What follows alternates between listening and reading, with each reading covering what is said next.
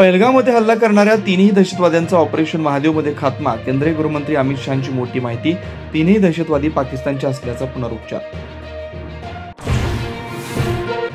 नेहरूंनी 1947ला एकतर्फी शस्त्रसंधी केल्यानं आज व्याप्त काश्मीर इतिहासाचा दाखला देत दामिशांचा हल्लाबोल. 72च्या युद्धात इंदिरा गांधींनी पीओके परत घेण्याची संधी गमावल्याचा आरोप. ऑपरेशन सिंदूरसाठी सैन्य लढलं पण पंतप्रधानांना श्रेय घ्यायचं आहे. प्रियंका गांधींचा हल्लाबोल. 261 हल्ल्यावेळी तत्कालीन गृहमंत्र्यांच्या राजीनाम्याची आठवण करून देत शहांनी हल्ल्याची जबाबदारी घेण्याचं आवाहन. भातघर संविधान कृती अजिबात खपवून घेणार नाही. सरकारला अडचणीत आणणाऱ्या मंत्र्यांना मुख्यमंत्र्यांकडून तंबी. ही अखेरची संधी असल्याचा इशारा.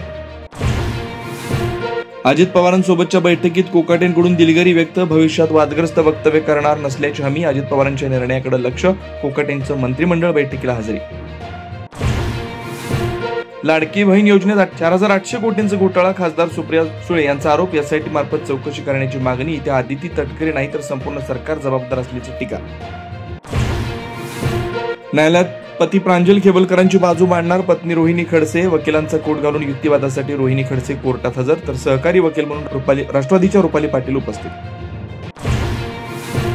राज्यपालांच्या भेटीनंतर ठाकरेंच्या शिवसेनेचे नेते आता राष्ट्रपतींना भेटणार. पुढील आठवड्यात भेटीचा अंदाज. मंत्री आणि सत्ताधारी पक्षाच्या आमदारांची तक्रार करणार.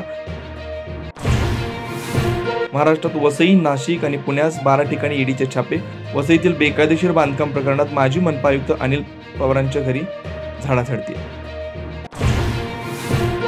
मुसळधार पावसामुळे पुण्यातील खडकवासला धरणातून मोठा नदीत विसर्ग. नदीपात्रालगत असलेल्या इमारतींच्या पार्किंगमध्ये पाणी तर भिडेपूल रस्ते पाण्याखाली.